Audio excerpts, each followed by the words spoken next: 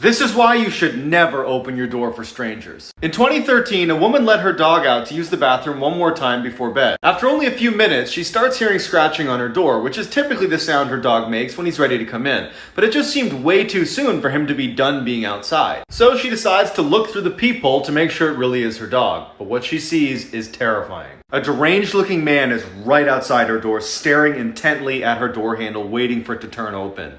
As she's looking in horror, unable to do anything, he starts scratching at the door as hard as he can, never leaving his gaze from the door handle. She manages to stifle a scream, she backs away and realizes her dog is still outside. So she goes to the side window, but there's no sign of her dog, and so she goes back to the door to see if maybe the man's moved. He hasn't moved, his mouth is open, and he's staring directly at the peephole. Then he turns around and walks away. With the man gone, she discovers her dog unharmed, his leash had just been cut. But that means he had a knife. Terrifying facts about the ocean. Let's get into it. So we've explored...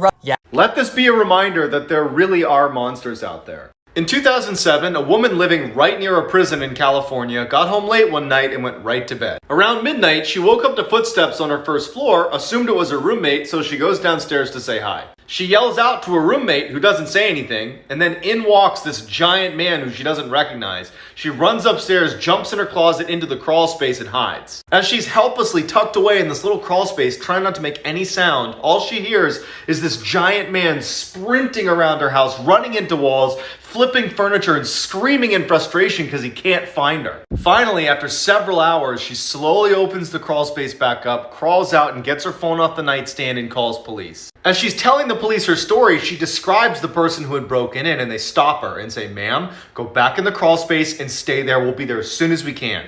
It turned out a 6'11" convicted murderer had escaped the prison and was still on the loose.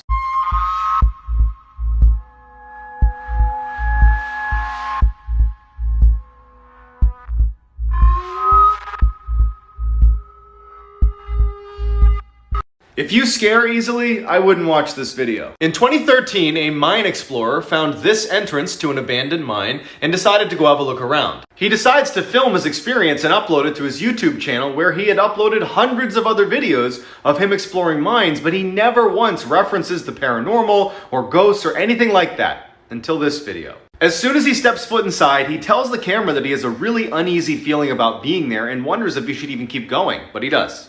Everything seems pretty normal until he gets to a section in the mine where there's a bunch of chains hanging down from the ceiling. He hears something in the back of the tunnel, so he pulls his flashlight out and he shines it towards the back, and he sees a chain swinging, and it shouldn't be, because there's no draft and he's all alone, and you can tell he's scared by the way he starts talking. Although he's totally freaked out, he wants to know what's causing the chain to swing, so he goes farther and farther into the mine until he hears something. People whispering in every direction. He gets totally spooked and runs out. If you don't want to sleep tonight, watch the whole video. This is why you should never stay in sketchy motels. In 2005, a young woman on a solo road trip across the country decided to stop for the night. The first place she sees is the Mountaintop Motel. It looked pretty cheap, but she was tired, so she said good enough. The check-in guy eyed her up and down very uncomfortably and then asked her if she was traveling alone. She ignores the question, pays for her room, and then walks away with the key. When she gets inside her room and sees there are literally cockroaches in her bed, she says nope and decides to sleep in her car in the parking lot. Around 3 a.m., she wakes up to see the check-in guy using his own keys to get into the motel room she was supposed to be in. A few minutes later, he storms out and slams the door and starts walking towards her car.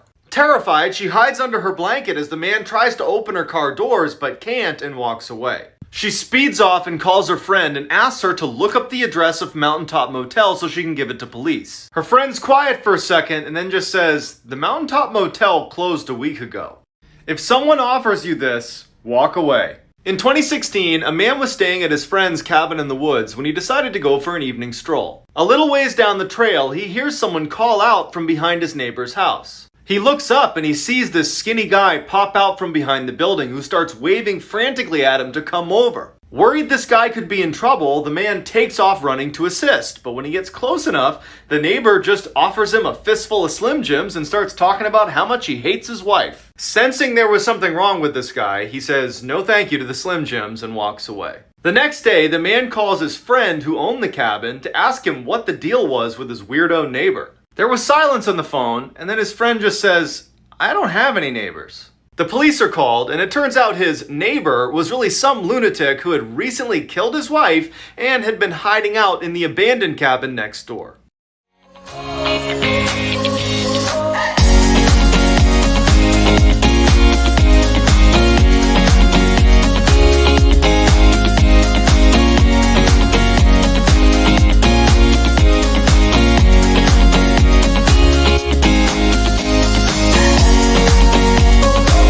When my boyfriend walks in and sees all these octopuses, he knows it's going down.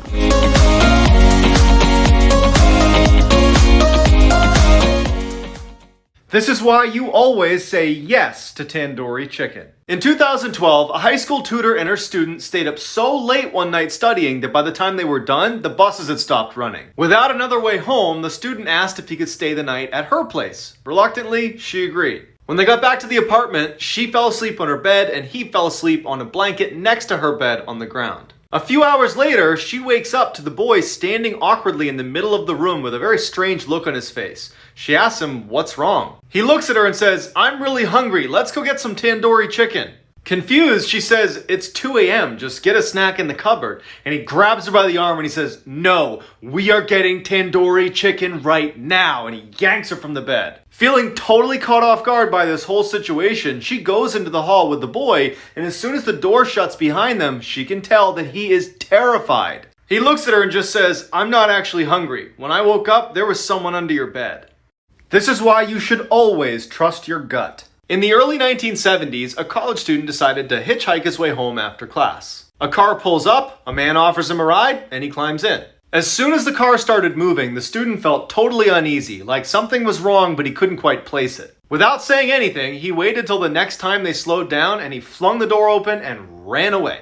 2 years later, he's flicking through TV channels when he comes across this special interview with a death row inmate. And it's just the audio recording, so he hears the interviewer ask the inmate, "Why did you remove all the door handles inside of your car?" The man just goes, "Well, the first time I tried to kill someone, I picked up a college hitchhiker who got smart at some point and jumped out of my car. So, lesson learned, remove all the door handles." When they showed his picture, the student knew immediately that he was supposed to be the first victim of John Wayne Gacy, aka the Killer Clown, who had killed over 30 men and boys in his clown room and stuffed them into his basement. There's something terrifying going on at Chuck E. Cheese right now, and I'm gonna explain it to you. So we all know about the game Five Nights at Freddy's, right? It's a game based around a restaurant that's pretty much like a Chuck E. Cheese where the animatronics come to life and wreak havoc on all the guests there. But what if I told you this was possibly happening in real life right now? Just 2 days ago, 5 children have gone missing inside of a Chuck E. Cheese, and the parents reported a weird smell from the inside of the building. And then just like Five Nights at Freddy's, someone that worked the late night shift actually got killed after hours. Now these are all pretty weird, but here's the kicker right here. Check out this headline. Night shift workers from Chuck E. Cheese claim strange movement from animatronics post hours. So I don't know, what do you think about this? Do you think it's real? Do you think it's fake? And I mean, with 2020 and everything going on, like, I wouldn't be shocked if it was real. Blood-curdling facts that you wish you never knew, Part 1. When creating the Pirates of the Caribbean ride at Disneyland, they couldn't create skeletons that looked realistic enough, so they used real human skeletons. Since then, they've removed all but one. Ducks sometimes become cannibals due to boredom, meaning they kill and eat each other. This behavior begins as early as 4 weeks old. Crocodiles are capable of galloping, similar to a horse. Luckily, alligators cannot. And while we're at it, tarantulas can swim. It's extremely common after you die that there will be extreme gas buildup and you will burp after death. And sometimes dead bodies can even sit up on their own. Also, if a pregnant woman dies, the gas buildup in her body can actually forcefully push a baby out. In other words, a post-mortem baby bazooka. Hearing is the last bodily function to go after one dies, so it's very possible that the last thing you ever hear is the paramedic calling off your CPR. This is why you should always change your locks. In 2017, a college girl woke up from a nightmare drenched in sweat and decided to rinse off before going back to sleep. She propped her phone on a shelf, turned on some music, and then hopped in the shower. A few minutes later, she reaches for her phone to change the song, but stops suddenly. Reflected on her phone's screen was a person standing in the middle of her bathroom facing the shower. She somehow kept her composure, turned the water to scalding hot, and then ripped open the curtain and sprayed the intruder in the face. As they howled in pain, she ran past them to her kitchen to get her butcher's knife. In a panic, she can't find her knife, so she just runs out of the apartment and calls the police. The police go in and come out with a crazy-looking woman in handcuffs. One of the officers comes over to the girl and says she used to live here and she had copies of your keys. Then he pauses and looks down and brings up a clear evidence bag that contained her butcher's knife, and he says, "Looks like she wanted her apartment back." This is why you should always trust your gut. In the 1970s, a young couple decided to go for a late-night hike in the woods. A couple minutes into their walk, and the man remembers thinking something's not right. He tells his girlfriend, but they just decide to ignore it and keep going, until he steps on something that felt really soft, like it was alive. Before he has a chance to see what he stepped on, they hear all this rustling in the bushes next to them, and they bolt. Years later, that couple turns on the TV, and a death row inmate who's about to be executed is being interviewed. And they ask him, "Was there ever a time that you were almost caught red-handed?" He responded, "Yes, one time. I was in the woods, and a couple walked through, and the man actually stepped on the body of a girl I had just killed. I was hiding in the bushes just a few feet away. They didn't see me." That couple had run into one of the worst serial killers of all time, Ted Bundy. So supposedly, this is what the fallen angel Lucifer looks like. And this is what the moon looked like on March 31st, 2020. I don't know about any of you guys, but this is scary, especially with everything going on in the world right now. Pretty cool!